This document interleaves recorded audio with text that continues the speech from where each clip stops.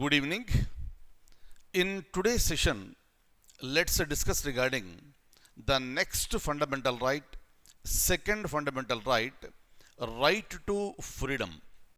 And the articles that are associated here are from 19 up to 22, meaning 19, 20, 21 and 22. Let's try to understand what exactly is this. But before going ahead, I would like to tell you one very important point and kindly write down that. When we started the session which is related to fundamental rights, I told you there are so many articles that are related to fundamental rights. And these fundamental rights, these articles are applicable equally for citizens and non-citizens. But few articles, 5 articles are available and applicable only to the citizens and not to the non-citizens. This is a very important point and you should know this. In the examination, they may ask you that which of the following articles under fundamental rights are applicable and available only to the citizens of India and not to the non-citizens. So you should be able to identify the correct answer, and I am going to tell you these 5 articles.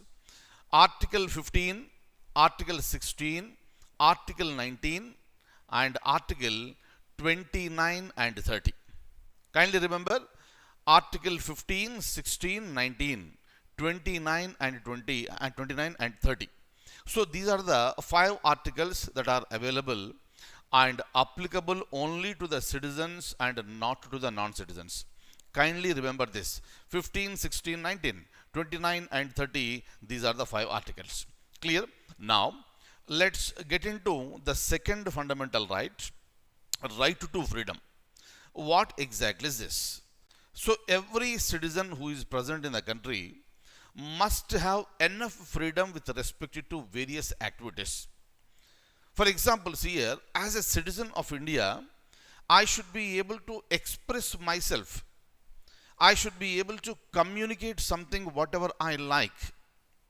Meaning, I should have right to speech and expression. That is what is mentioned under article number 19. In the similar manner, being a citizen of India, I should be able to form associations in the country which are not harmful to the nation but which are productive in nature.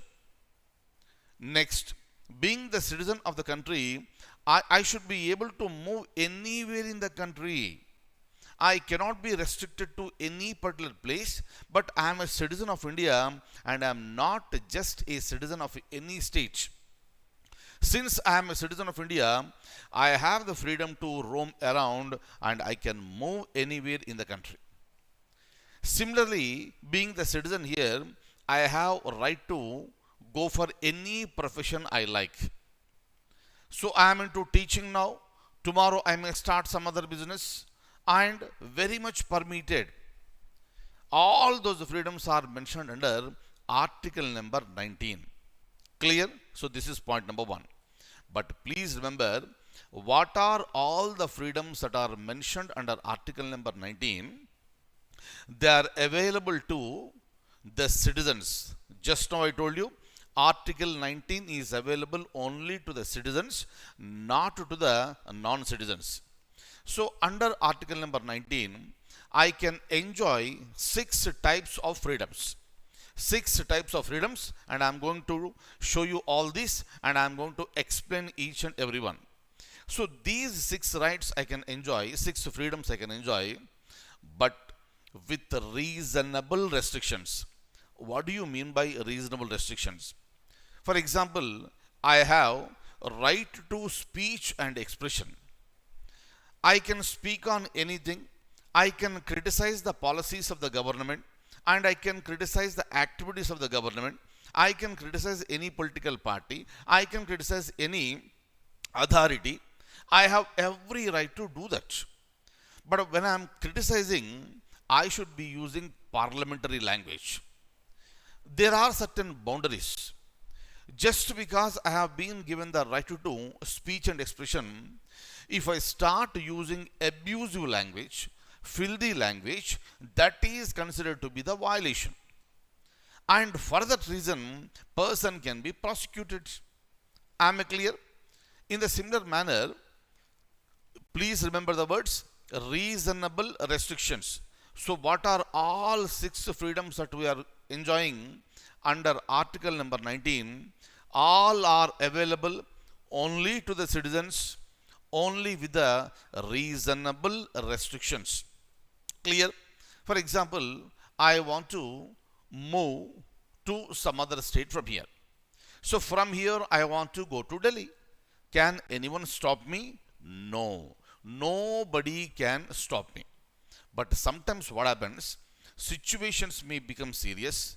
Curfew may be imposed in a particular area.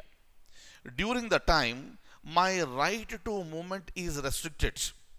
Meaning, there are reasonable restrictions which are associated with every freedom that is mentioned under Article number 19. You must remember this. Clear? Now I'll show you Article number 19. We'll discuss about this. Then we'll go to 20, 21 and 22. Look at this. I'm opening the document. Before that, I want you to look at this closely. Just now I have explained you this one. Certain fundamental rights are available only to the citizens. They are 15, 16, 19, 29 and 30. 15, 16 we have already discussed. 19 we are going to discuss now. 29 and 30 we will be discussing in the next class. And what are all these articles? What is the subject matter under each article? That you should be very clear. You already knew regarding 15, 16. Now we'll be looking into article number 19. Look at this. So this is the right to freedom. Right to freedom, article number 19. And I would like to remind you one more thing also.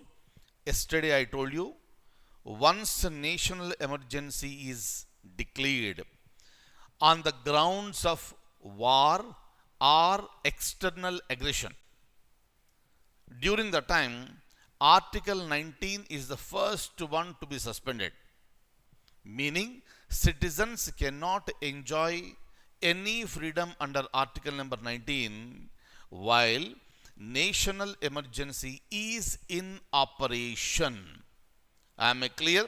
Now, this is with respect to protection of certain rights regarding freedom of speech and etc. Meaning, you have freedom of speech and other rights under Article number 19. Let's try to understand. All citizens have the right to freedom of speech and expression. Freedom of speech and expression. I would like to explain what exactly is this.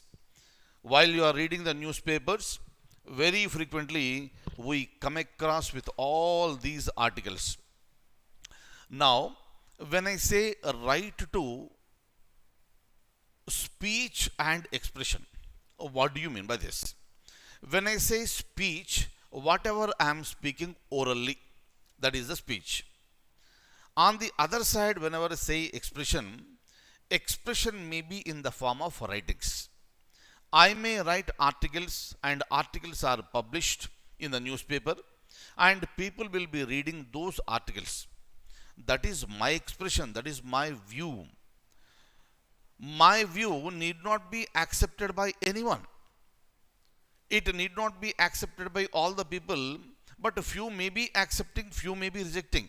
That's a different thing. But still I have a right to expression. People will read, people will comment, that's a different thing.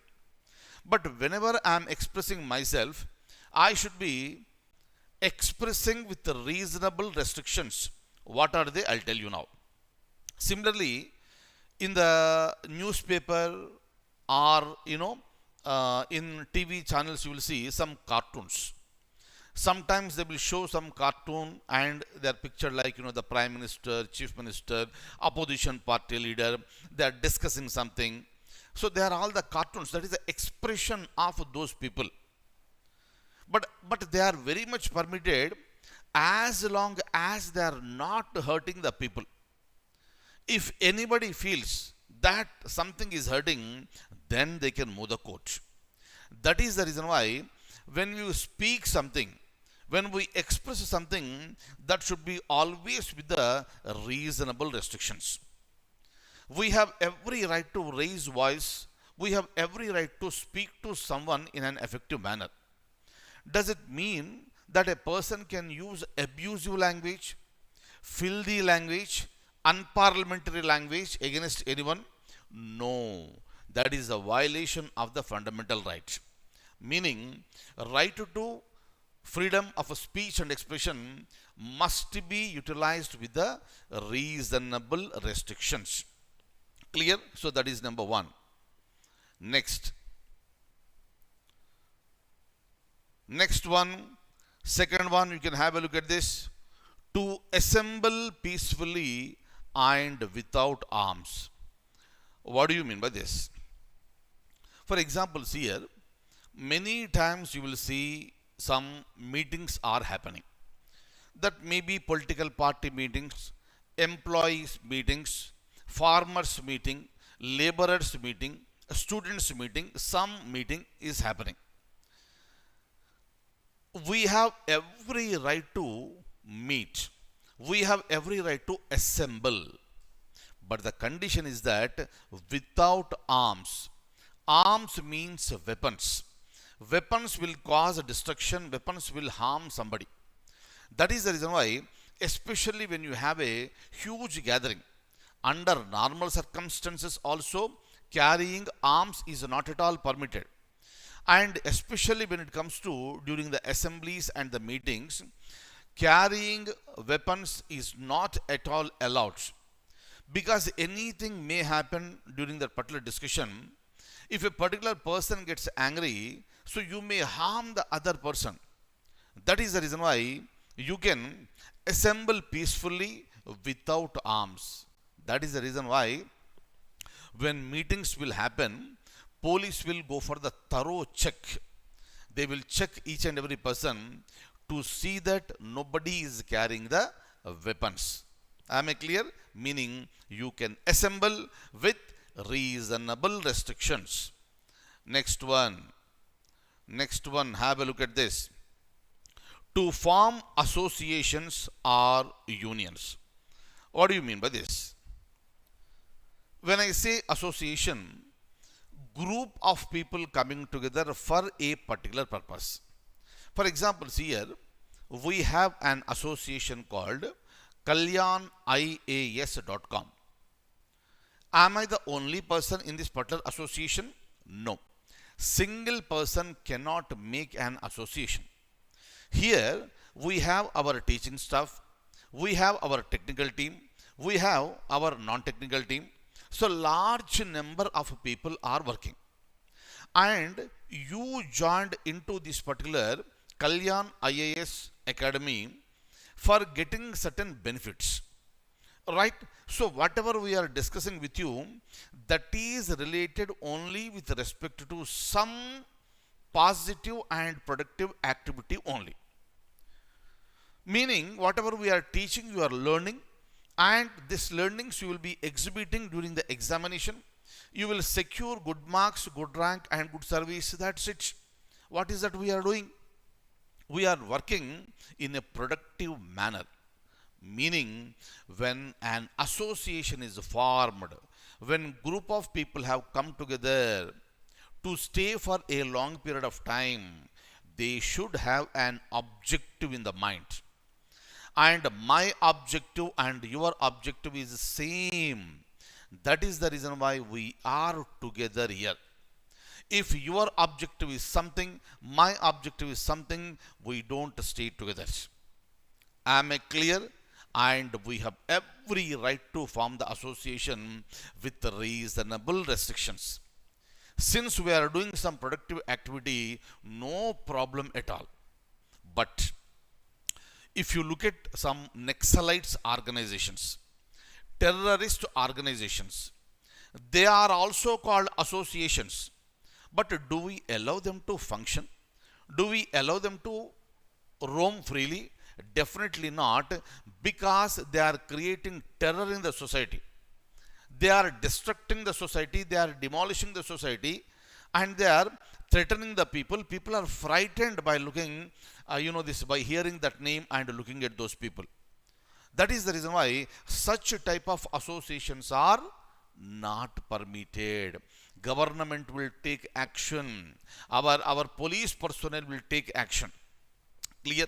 But otherwise, you can form a political party, which is an association. Maybe Congress, maybe BJP, maybe TRS, maybe YSRCP, any political party, maybe Janasena, Telugu party. You take any party, one can form a party, and that party intention should be good, and that intention is to work for the welfare of the people.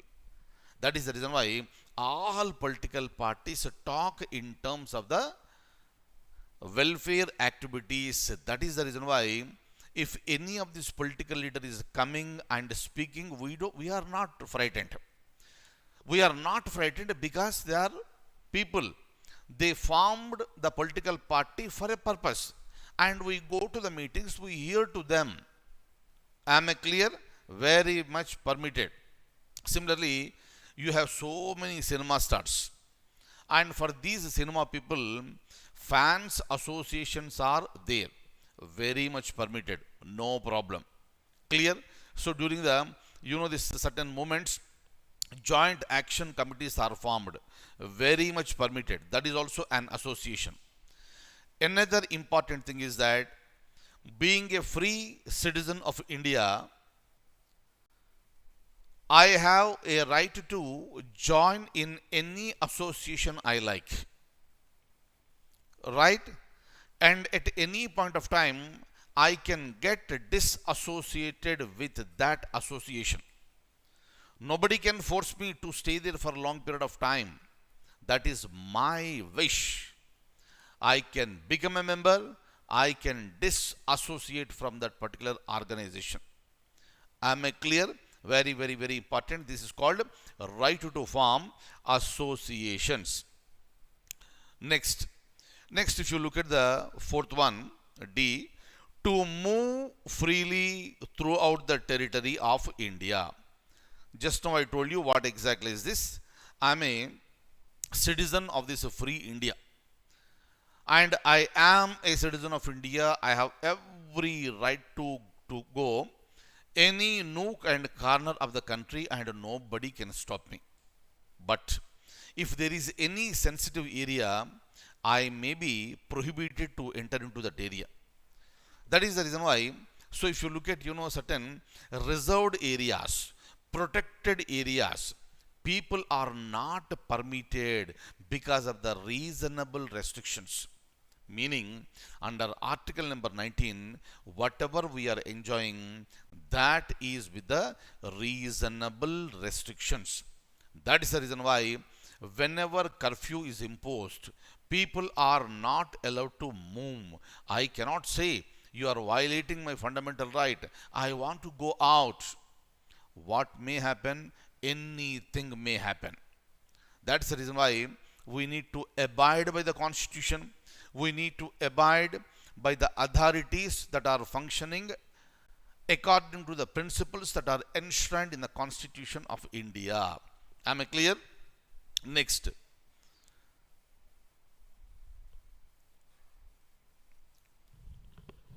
Next one, E, to reside and settle in any part of the territory of India.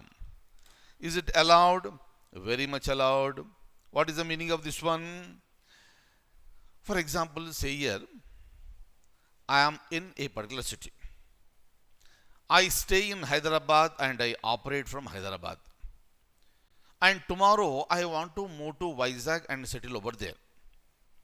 After a period of time, again I want to go to Delhi or Bengaluru or Calcutta, Mumbai or any other place. I can go to any place and I can reside over there. Nobody can stop me. Right? For example, here, sometimes you'll see some laborers from northeast area, they come to other state and they settle over there, they start working. And they are threatened to leave this state. That is nothing but violating their fundamental right. Because northeast is also part of India and the rest of the part is also the India. So wherever I want to reside in India, I can reside. Am I clear? Very, very, very important, but again with the reasonable restrictions. Meaning there are certain protected areas, wildlife sanctuaries. Can I go and settle over there? No, not permitted. Am I clear? So every freedom is allowed with reasonable restrictions. Now, next one, the last right under this one is the to practice any profession or to carry any occupation, trade or business. Very, very, very, very important one. So nobody can stop. Nobody can stop a person from going into any profession. Right? Some people may be there in human resources. Some people may be there in marketing. Some people may be there in hotel business. That is up to them. Somebody may be in jewelry.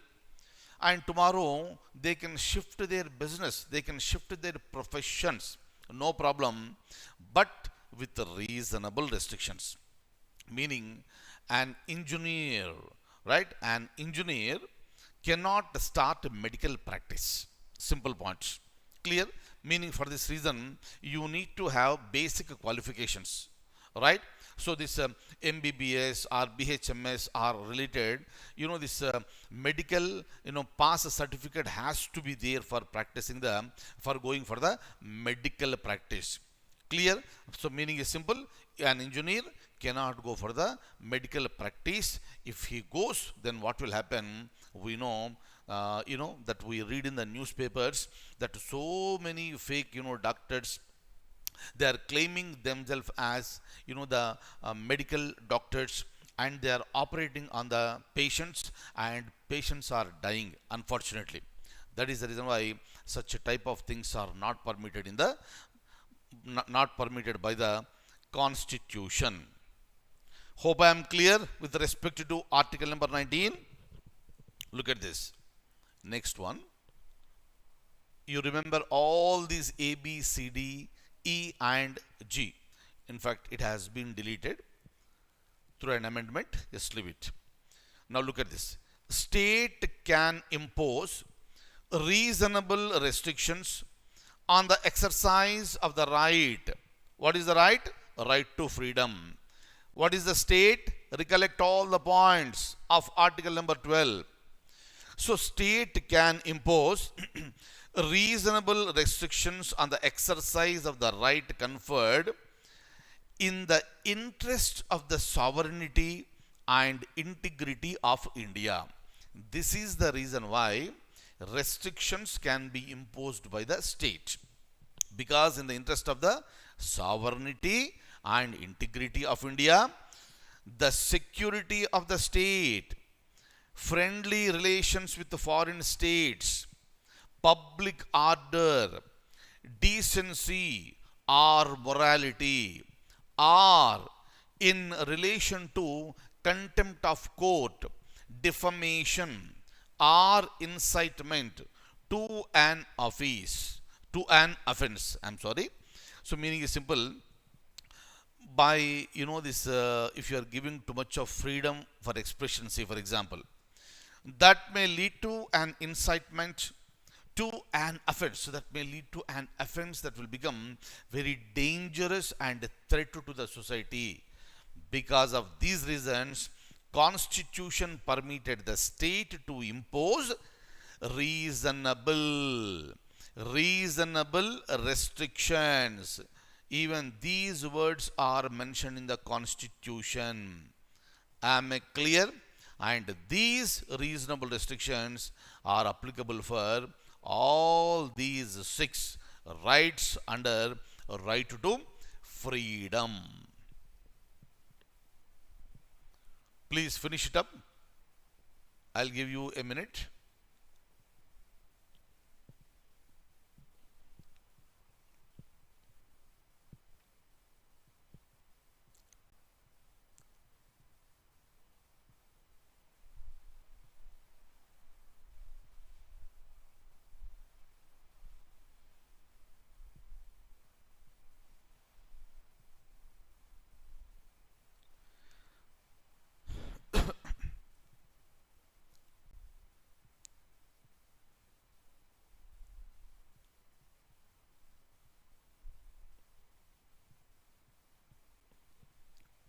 Right? Very, very, very important aspect, this one, fundamental rights, and we are discussing about Article 19.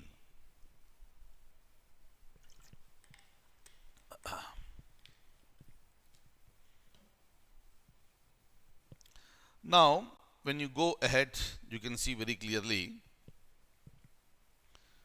Article number 20 mentions about the protection in respect of conviction for offences. Read the statement once. Article number 20, protection in respect of conviction for offences. Offences means crimes.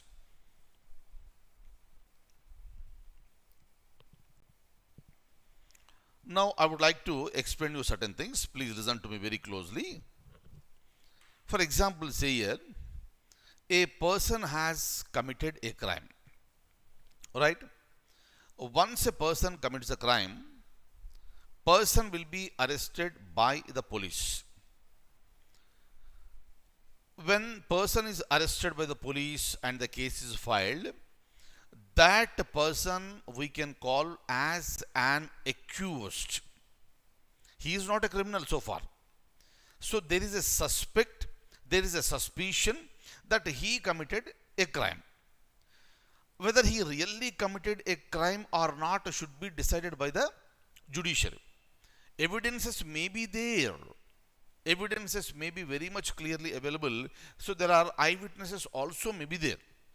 But at the end of the day, it is the judiciary that should decide that this person is a criminal. Clear? That is the reason why when a person is arrested, then he is called accused. Then police will take this accused and this accused will be produced before the judge. Judge will hear the case and he will look at the witnesses, and if judge finds that there is no issue with this person, and the person will be left free. If the person is left free, that person is called acquitted. Accused in the beginning. Now no problem with him, he is a fair man, he has been acquitted. Meaning clean sheet has been given and he is sent out. But if the judge finds the evidences are very strong against him and they are clearly visible, then the judge proclaims that accused as convicted. Right? So accused as convict. Convict means whatever the accusation that has been there on this person, that has been convicted. Meaning it has been proved.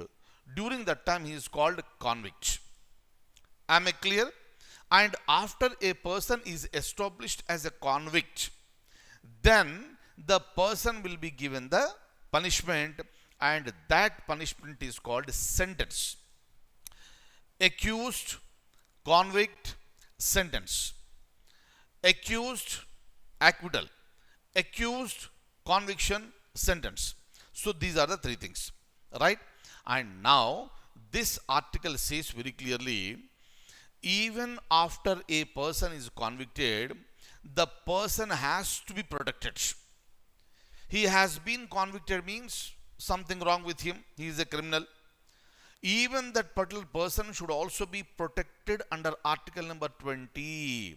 That is the reason why you cannot keep him inside and you cannot keep on, this hitting that person very badly. Not at all permitted. Whatever is the proper sentence, punishment which has to be given, that will be delivered by the honorable court. Am I clear? Very, very, very, very important. Clear? This is number one. Number two, whenever you are giving any sentence to a person, whenever you are punishing any person, the person has to be punished only according to the law. Listen to me carefully. The person has to be punished only according to the law which is in operation at the time of committing the crime. Some law might have come later. Based on the later act, you cannot punish him. So whatever the crime that was done by him, only according to the law that was existing, the person has to be punished. Clear? Very, very, very important one. So this is called no ex post facto legislation. Meaning, you cannot sentence a person based on the law that comes into force after committing the crime. No. That is not allowed. That is called no ex post facto legislation. Meaning, the person has to be protected. Clear? Number two, no double jeopardy. No double jeopardy. Double two times. Meaning, a person cannot be punished two times. A person cannot be punished two times for single crime. One person, one crime, one punishment only, not two punishments. So this is a common sense thing. Why are we discussing? Why is it mentioned in the constitution? Because the people who are there in the power may misuse the power, and a person after completing the sentence may be arrested again on the same case, may be thrown behind the bars. Because it happened in India during the British rule. For single crime, people were arrested many number of times. There was no voice for the people to raise at the time. Right? So in order to see that in free India, independent India, such exploitation should not be there. That is the reason why this concept called no double jeopardy has been introduced. Clear? Next one, no self-incrimination. Meaning, you cannot force a person to give witness against himself. Right? See, basically what happens, some person will commit a crime. That person may belong to, this so-called higher class, maybe son of a minister, son of, some celebrity. He commits a crime. And police will arrest somebody else, and the person will be forced to accept that this crime was committed by you. That is called, self-incrimination. Forcing a person to give witness against himself, that is not permitted under article number 20. That is the reason why if police pressurizes a person, after going to the court, if the person tells the judge that he is being harassed like this to give witness against himself, then obviously during that particular time, judge will take action against the police. Very, very, very, very important. This is article number 20. Meaning, even after the conviction of a person for an offense, the person has to be protected under article number 20. Am I clear? Now look at this. Look at this.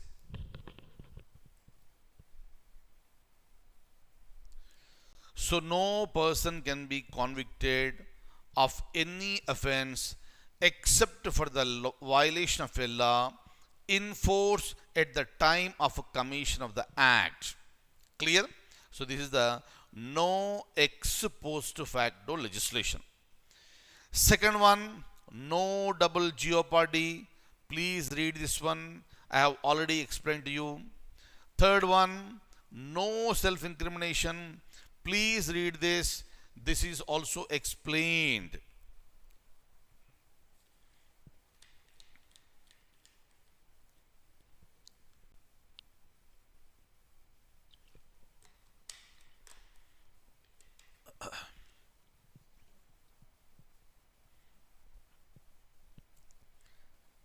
Be thorough with each and every article, my dear friends, because from this area we are getting large number of questions, and I want you to be thorough with whole subject and get as many more marks as possible.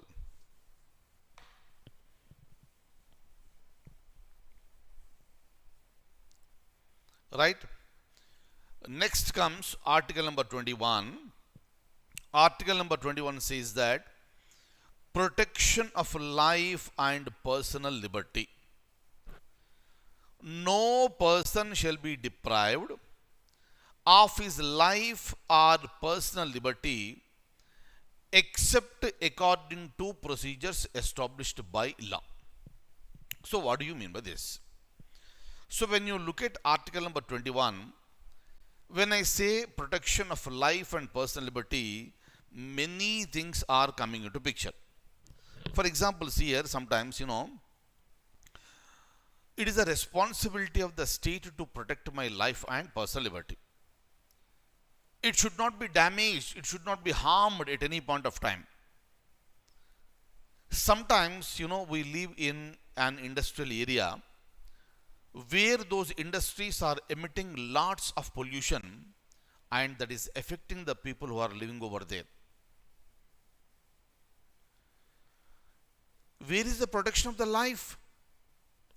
The people may not die immediately, but the people will suffer with health problems, and the lifespan comes down drastically. Who is responsible for this? That will come under article number 21 according to the Honorable Supreme Court. Clear? Very, very important. Similarly, right to privacy, you might have heard about this. Right to privacy, it is not mentioned in the Constitution, but according to the Supreme Court, it is a part of article number 21 that the right to privacy must be protected by the state. That is a part of right to life and personal liberty. Like this, many things have been added under article number 21. Please remember, it was a question many, many, many times, right to life and personal liberty. Clear? Next is article number 22. Sorry, before that we have to discuss article number 21A, which was added through 86th Amendment Act. Clear? So when you look at article 21A, that is mentioning about the right to education. Right to, it's a free and compulsory education for all the children between the age of 6 and 14 years. Please remember, whatever the sentence I gave you now, this sentence was originally present under article number 45. That comes under directive principles of state policy. But by amending the Constitution, subject matter of article 45 has been shifted to fundamental rights and kept under article number 21 as article number 21A, meaning it falls under right to life and personal liberty. Today, for all the children, education is a right. What will happen if a fundamental right is violated? We can go to the courts. For these children, if the education is not provided compulsorily, they can move the court. So this is the beauty of this. So in order to implement this effectively, Parliament passed Right to Education Act, and that act came into operation on April 1st, 2010, and this is very much being implemented. That is the reason why children are getting education now. Even in the private schools, 25% of the seats are reserved for others, and for those others, the fee will be reimbursed by the government. And lots of points have been given under right to education. Teacher should not hit the children, because that is a very tender age. In that tender age, they should be given nutritious food, and they should be given quality education to make them citizens of India tomorrow. That is possible only by protecting them effectively, and Article 21A is doing that. Clear? That is called a right to education, free and compulsory education to all the children between the age of 6 and 14. Please remember this. So that is right to education. Next is the article number 22. I'll just show you this, then we'll go ahead. Please finish up this one. Article 21A. Also read this once.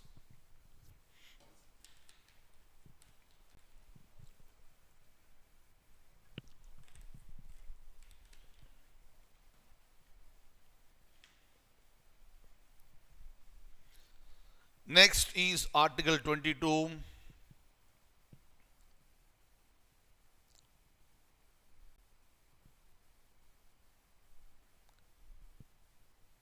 Look at this. Protection against arrest and detention in certain cases. What do you mean by this? Protection in case of arrest or detention in certain cases. What do you mean by this? Again, the concept of protection is coming into picture. Even after arrest or detaining a person, protection has to be provided. That is the reason why, if a person is arrested and if the person is made an accused, immediately after arresting the person, within 24 hours of the time, excluding the travel journey, right? Excluding the journey time, travel time, excluding travel time, within 24 hours, the person has to be produced nearest magistrate. Because under the constitution, a person cannot be detained for a longer period of time. Immediately, he or she has to be produced before the court and within 24 hours from the time of arrest. Am I clear? This excludes, the travel time. Why? Because an accused can be convicted only by the judiciary. What the police will do by arresting a person and keeping in the police station?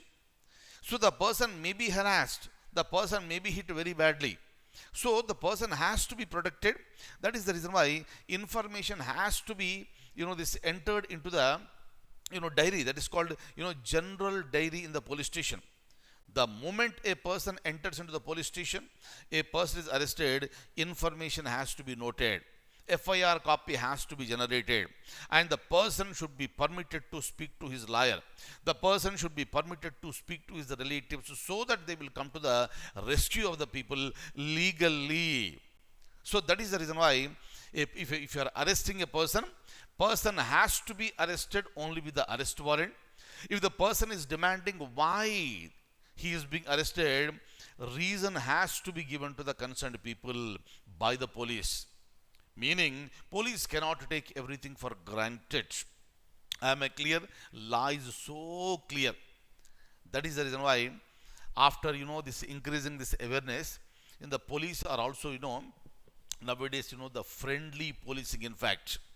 And nicely, the higher authorities in the police department, they are asking the police personnel at the police station level to behave well with the people who visit the police station. Am I clear? Very, very important. If any punishment has to be given, it can be given only by the court, not by the police.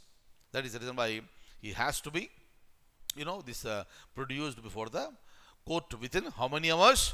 24 hours. But sometimes there may be a situation that you need to detain a person for a long period. Who are those people? Suspected terrorists. Some people are caught before some crime is committed. That is called preventive detention. They may be planning for some blast somewhere. Police got the information, they have been arrested and they are put behind the bars. In such cases, they need not be told why they were arrested. They need not be produced before the nearest magistrate within 24 hours. They can take time, they can they go for the new strategy. Later they can be produced before the courts. And such people can be detained for not more than 3 months. But if you still want to detain those people for beyond 3 months, during the time, advisory committee has to be established. According to the advice of that advisory committee, a person can be detained for a long period of time. Am I clear? Very, very, very, very important. Meaning Article 19, 20, 21 and 22, they are mentioning about the protection, right? They are mentioning about the right to freedom. Am I clear?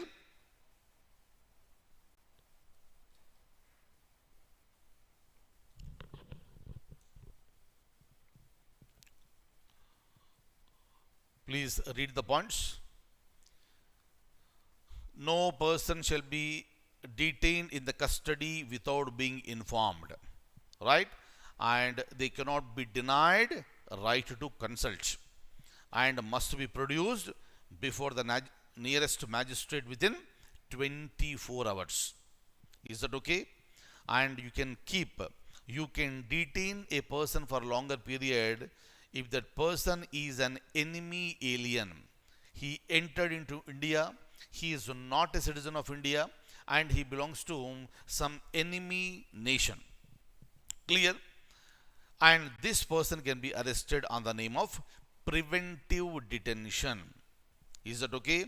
And such detention should not be more than 3 months unless what? Let's try to understand. Unless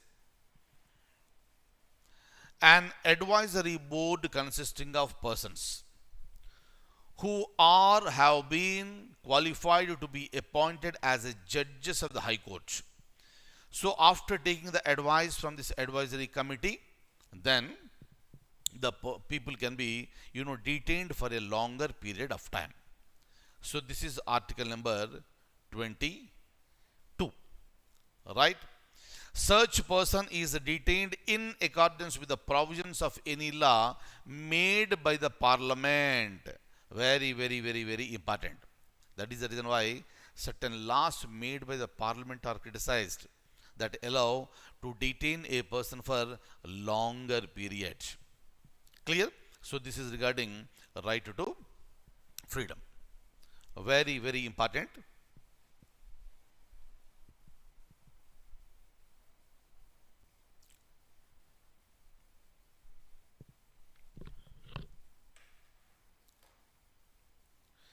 So this is about the right to freedom. We'll stop here, and next fundamental right we'll be discussing in the next session. Thank you so much. Take very good care.